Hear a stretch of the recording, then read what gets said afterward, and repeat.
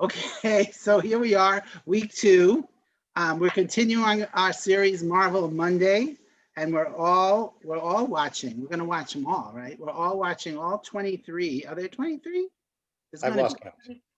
22, but 23 is Black Widow coming up soon. In the order they were released, and we're up to MCU number 2, The Incredible Hulk, which is also from 2008, which Iron Man was from last week. We're still in phase 1 of the MCU. Here with me is Amy Goldman, a newbie like I am, Joel Fenster, our quasi-expert on things, and Mark Gartner, who is here, he warns, more prepared than he was last week. And we have Annie King with us too, who is a big fan of the MCU as well and watched all the movies last Christmas. That must have been the whole vacation. You must have done nothing else but watch movies. All right, so, and the 4 of us have seen The Incredible Hulk just recently, like in the last 2 weeks. Annie. Did you see it too? 4 of us, you said. Yeah, all 4 of us. She watched it yesterday. Oh, Anne, you watched it yesterday too? Yeah. Okay, so we've all seen it recently. And we have a special Hulkamania guest here today. So let's, this is Luna. With her Hulk smash, she is not Hulk cooperating. Do they ever cooperate? Is that great? Yeah, you can see it there. Oh. There we go. I also got this. So there. I don't have anything. I have nothing Marvel. Oh, wait, I do have a Marvel. Socks. Hulk socks. Hulk socks. Very good. I got nothing. Don't smash her feet though. And there are So, 23. Just and Joel has what? What is Lego that? Black Widow. Oh, that's the Black Widow. Okay. just for point of reference, there are 23 films released. There are 23. Okay. I Oh, thought wow. there Yeah, was. Spider-Man. Second Spider-Man was released after Endgame.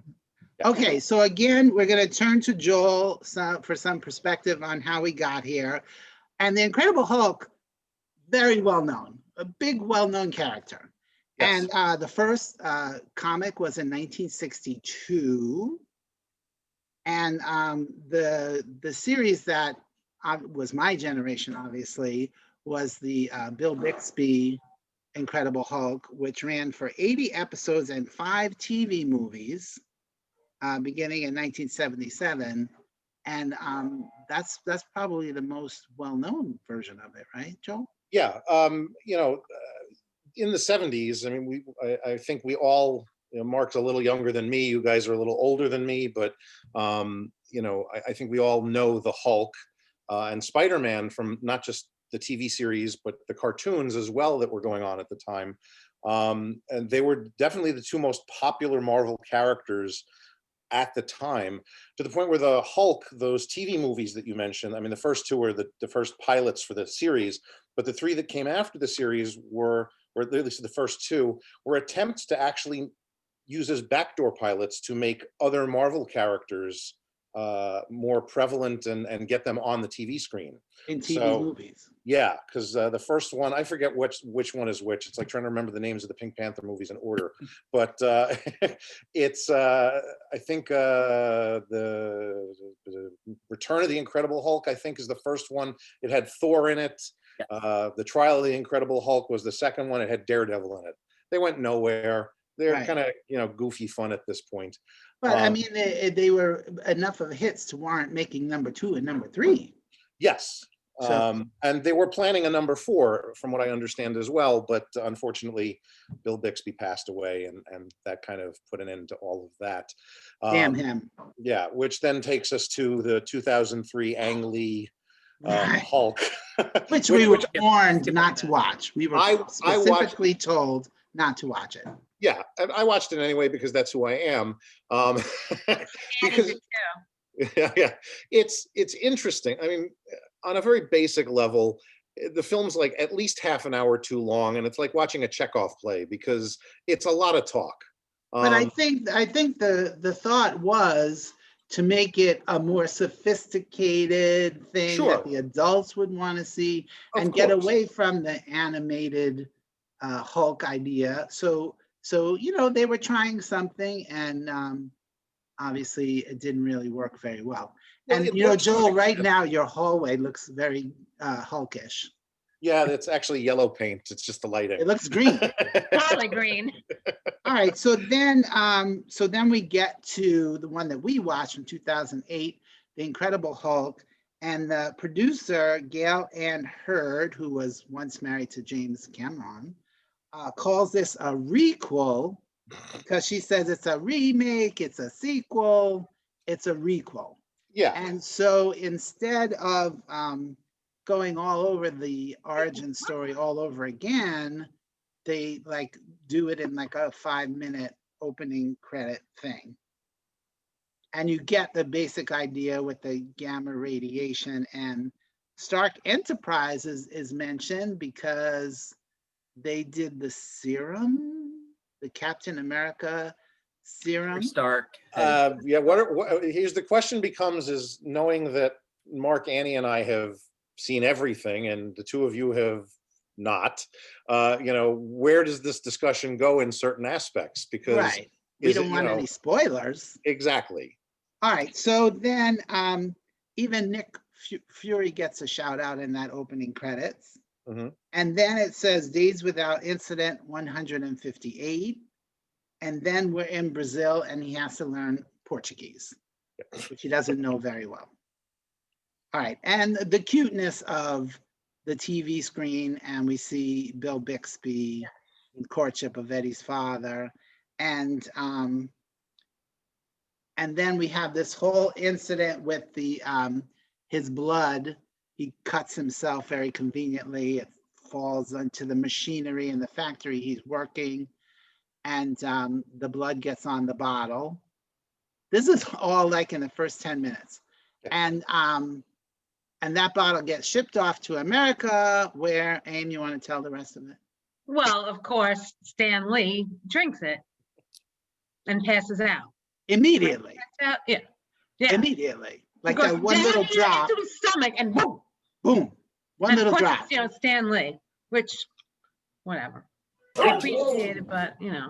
All right. So then, but it was cute. It was cute. And then, and once again, like Iron Man, our hero is brilliant, but this time he's a scientist and not whatever the hell Stark is. What is he?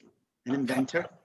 Yes. All right. Let's talk about the cast. So then the director wanted Mark Ruffalo, I read, and then they talked to David Duchovny, Matthew McConaughey audition, but we end up with Ed Norton, which is probably the first error that they made. Yes, was casting him. Because not only, go ahead. I was just going to say, I also read that they did offer the part to Eric Bana again to continue with it, but he declined. Oh, okay. Because I thought, here they are, they're like, that movie was a bomb, we're going to distance ourselves from that. Because Sam Elliott was like, I'm ready to do it again, and they're like, we got Bill Hurt, we're okay. So which is unfortunate, but right. So yeah. Norton was approached for the Ang Lee version, and he said no because he didn't like Ang Lee's vision of it. And then, but here he's hired to rewrite the script. Really? Okay. And then, but then he ends up not getting credited for any of it because basically it was still Zach Penn's script. But here's my first question. Why is he Bruce Banner and not David Banner, who Bill Bixby was David Banner? What the hell? Well, that's a comic book thing. The comic books, he's always been Bruce Banner. Right, and then why was it David when Bill Bixby did it? The reason they made it David Banner, the producer of the series, Kenneth Johnson, right, wanted to ground the show more in reality than science fiction and comic books. So he changed the name because he didn't like the alliteration aspect that a lot of comic book characters get. Bruce Banner, Lois Lane, Lex Luthor, Peter Parker. Peter Parker, exactly. So I never realized that. Yeah, they changed it to David Banner. I thought maybe he didn't want to confuse it with Bruce Wayne. No. And Bruce is, the stereotypical gay name. Oh, Bruce. Oh. Not know that. All right. I just thought it was a Monty Python thing. So. So then, so this is a rule, Mark. If you really want to get in shape, do a Marvel movie because they make you work out.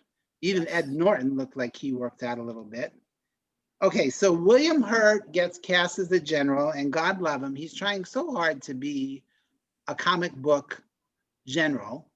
But I think he needs to take lessons from Sam Elliott. the Spider-Man guy, Oh, Whiplash. What's his name? real blanking on it. Yeah, He played J. Jonah Jameson. He was in. yeah, I've done this is like the fourth time I've forgotten his name. It's J.K. Simmons. right. So Oh, J.K. I love Simmons him. in Spider-Man is the perfect comic book. Yeah. Yes. Okay, so Sam Elliott played it, but okay, so except there are two cameos, Mark, right? That are repeated from the 2003. Do you want to tell us? Lou Ferrigno and Stanley. And Lou Ferrigno is playing exactly the same part. Because he was a security guard in the other one, and he's a security guard here. And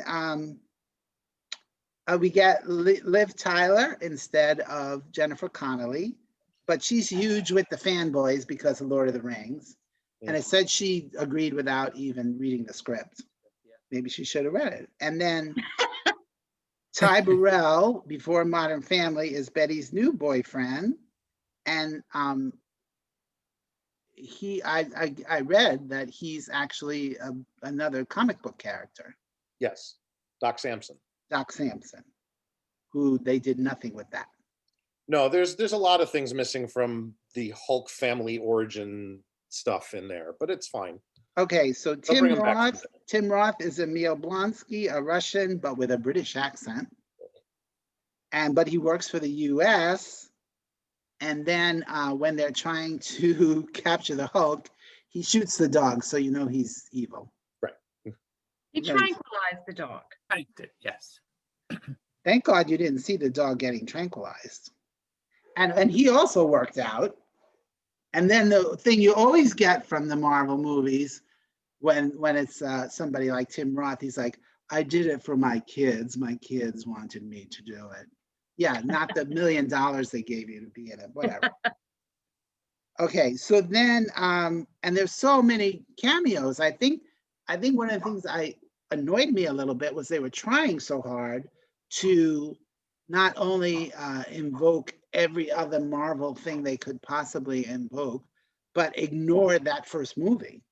So Martin Starr is a college student who becomes Roger Harrington, and he's in 2 Spider-Man movies. Yep. The pizza guy, I'm like, this could have been a cute guy to play the old pizza guy. It could have been a cute thing. Turns out it is a cute thing because he's Paul Soles, who voiced the 1966 Spider-Man. And in the movie, his name is Stanley. Yes, I saw that.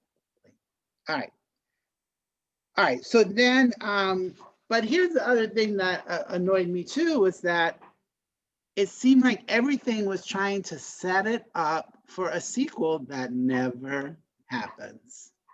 Like it was all like, this was the middle part of the movie. You didn't get the origin, and I felt you just didn't really get the big payoff. It was like everything was getting set up and nothing happened. The whole thing with the blood falling on Mr. Blue, I'm like, why is that going nowhere? And not killing the abominable snowman? Why is that not going anywhere? I mean, it just felt like, what? Well, Anybody? What does anybody? I'll chime in first.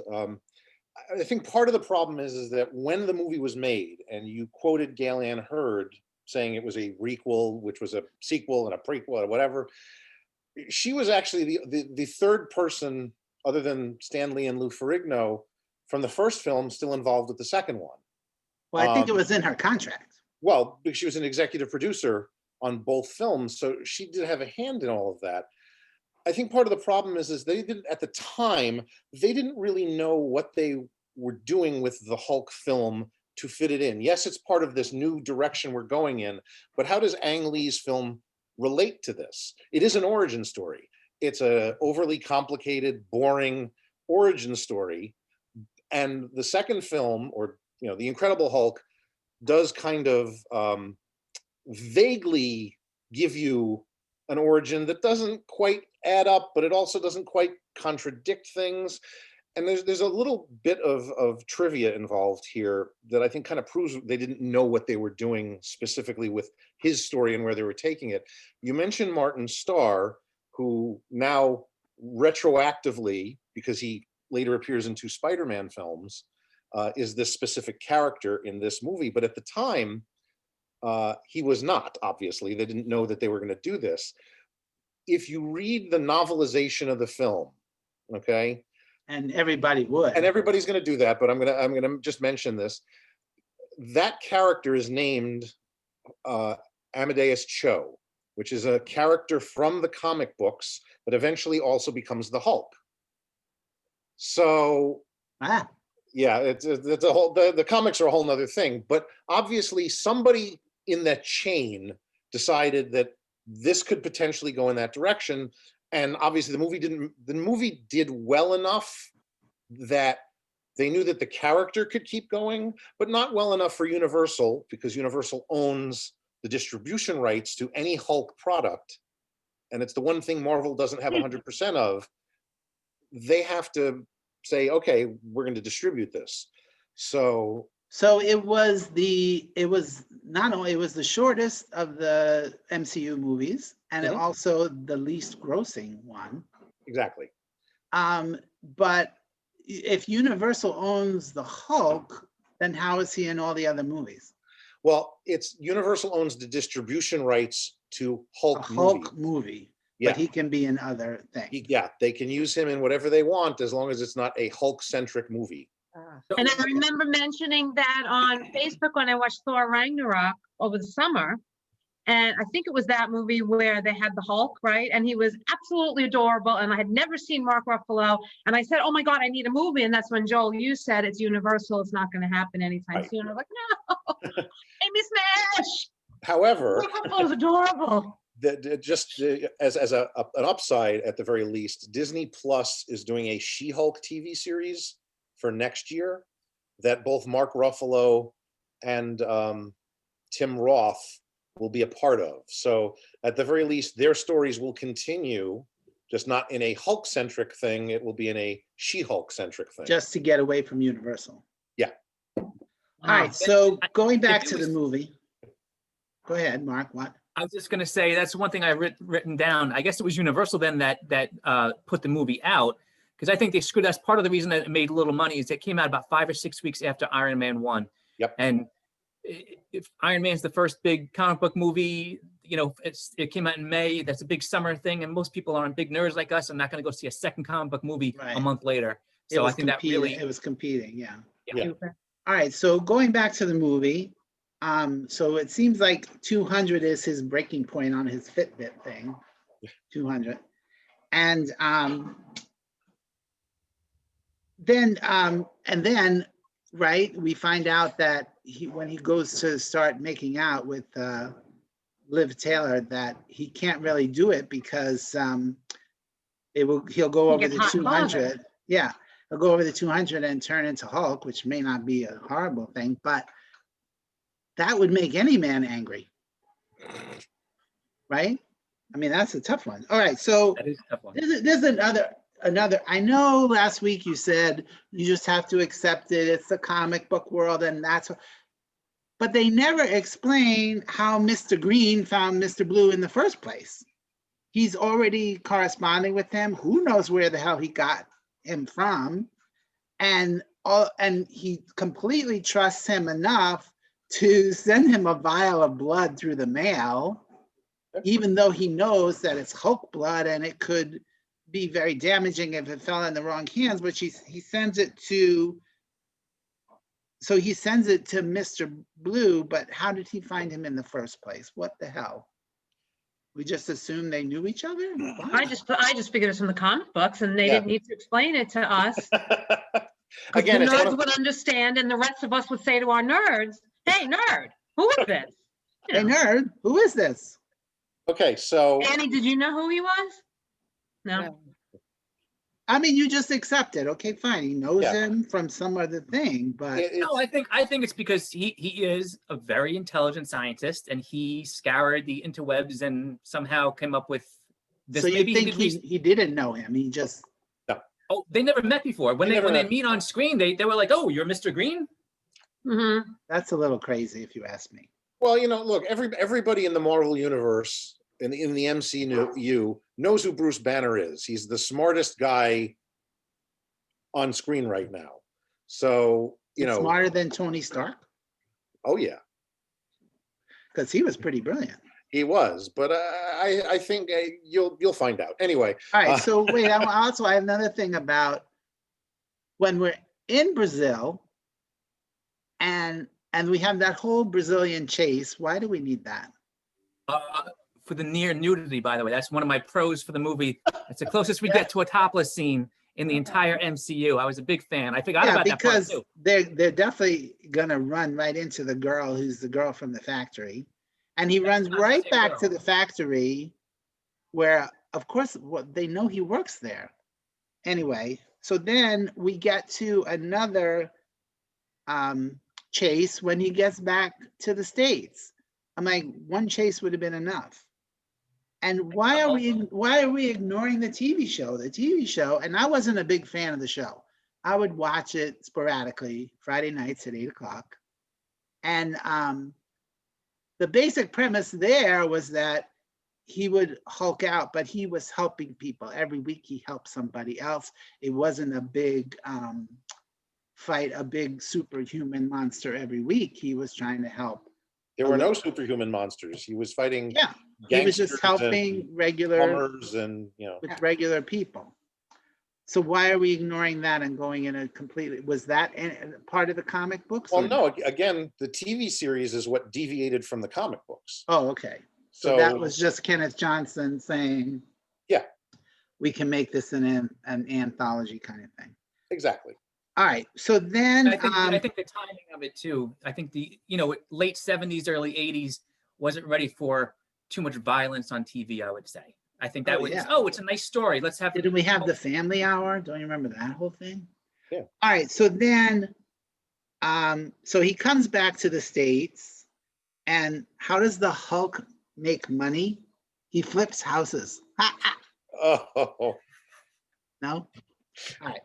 So, all right. So we get back to the United States, and oh my goodness. So Mr. Blue, right, has made all of this.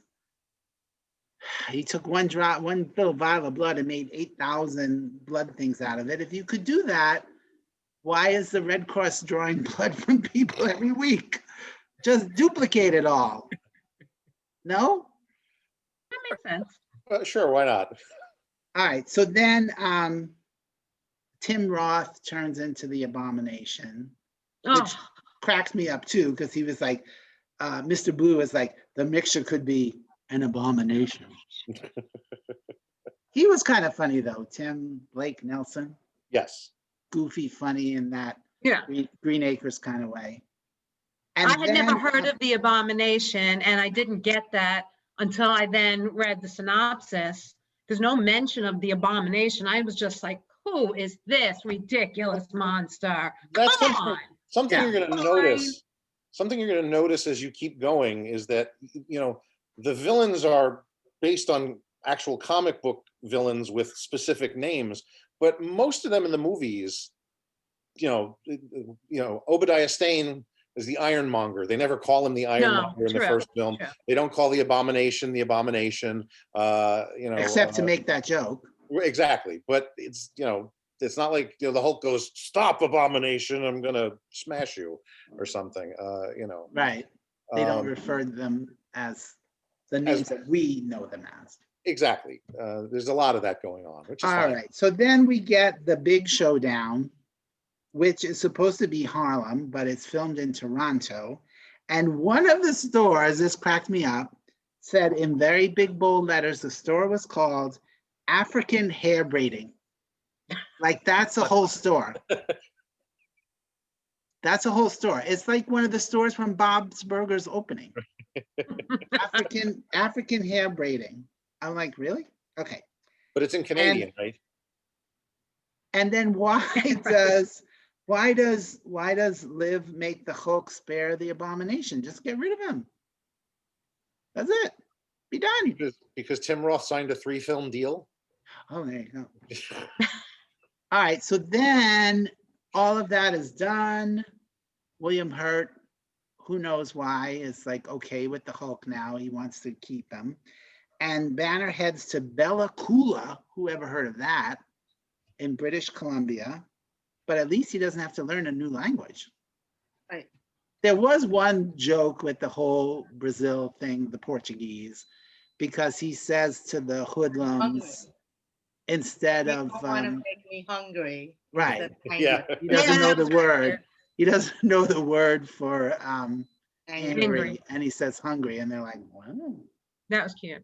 But that's really true about me. You don't want to see me when I'm hungry. All right, so then, oh, and this was what I complained about last week. The post-credit sequence was actually pre-credit. Yeah. Yes.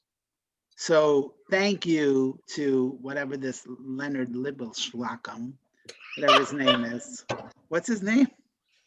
Louis. Louis Latour, Yeah, something like that. whatever his name is. And but it was weird because it was like the movie, okay, it ends with Bruce Banner, who Ed Norton never smiled once in the movie. Even Liv Tyler was like, you could smile. And then he smiles and his eyes turn green. And it gave me the idea that he kind of worked out where he can control turning into the Hulk or not. Is that where we're leaving it? Without giving any spoilers, just wait for Avengers 1 and that'll pick up from there. Yeah, so it seemed to me like he can control turning into the Hulk. And then he takes her beautiful necklace and puts it in a very flimsy envelope. I'm like, please don't send that to her. It's gonna get broken, it's gonna get lost. Put it in a padded envelope. Wait a minute, he's had great luck sending his blood samples from Well, Brazil. that he wrapped very nicely. Yeah, but still, you know what the post office is like here these days. What was it like in Brazil back then? Okay, and then in that pre-credit sequence, Tony Stark shows up and says to the general, we're putting a team together. Again, why? Who cares? The next I'm one. excited. They don't know there's going to be another one. Yeah. They're laying the seeds. They're building the path to Avengers. So they did it with the first one, then this one, then it's going to be Captain America, Thor. And then what happens after poor Eddie Norton? Well, first of all, I would never want my name to be Ed Norton. That's the character from the Honeymoon. No, oh, you know his parents had a sense of humor. No. That's why he's Edward and not Ed. I would have changed it to James Norton or something. And then, okay, so then they finish the movie. They put it together, and Ed Norton does not like the edit. He's like, not what I was intending. And guess what? I'm not going to promote your damn movie. I'm done. Yeah. I didn't know that. Oh yeah. He's like, nope, this is not my vision. I'm like, you're not even the director. You're not. And you referred to it a little bit, but I read that he would change. I think Tim Roth said it that Ed Norton would rewrite pages like every day. Something like that that kind of annoys me, right? If I was a director, like, stay in your lane, Eddie Norton. Yeah, you're ruining the movie. And then of course, we know he gets replaced. The next movie comes up, they're like, we don't even want him back. Let's just get somebody else. And they go with Mark Ruffalo, who was the first choice, right, of Louis. It all worked out anyway. Yes. Okay. So, and I've already said a little bit about my feelings of this movie. I think it's pretty obvious. But one reviewer called it the adequate Hulk. And quite frankly, I'm agreeing. It's just, for me, it's just adequate. I really felt like there was no real movie. And what did you think? And he hasn't said much. Come on, give us everything now. Tell us what you thought of the movie. Is this your least favorite of all 23? It is the least favorite, but I don't know if it's because I saw other movies before I came back to this one.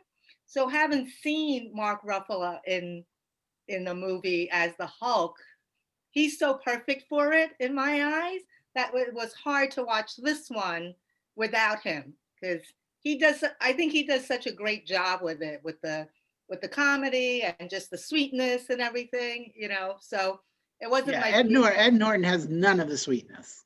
yeah. None of it. And I think I saw Endgame and stuff, so I did see Mark Ruffalo, who I think is adorable even when he's not the Hulk. right. Yes, So- I love movies with him in it. So Yeah. so it made it harder for me to like this movie. And then I felt like Liv Tyler just kind of reprised her role from Armageddon as like the,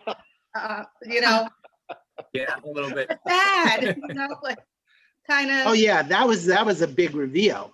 Because at first she calls him General, and then all of a sudden she goes, Dad. Yeah. You're like, oh wow. Jesus. Yeah. Christ. Yeah, So- but we knew they had the same last name though. I don't know that I paid attention to that. No, I Yeah. remember She said- seeing her name as Betty Ross, and I was like, Right. why would her name be so close to Betsy Ross?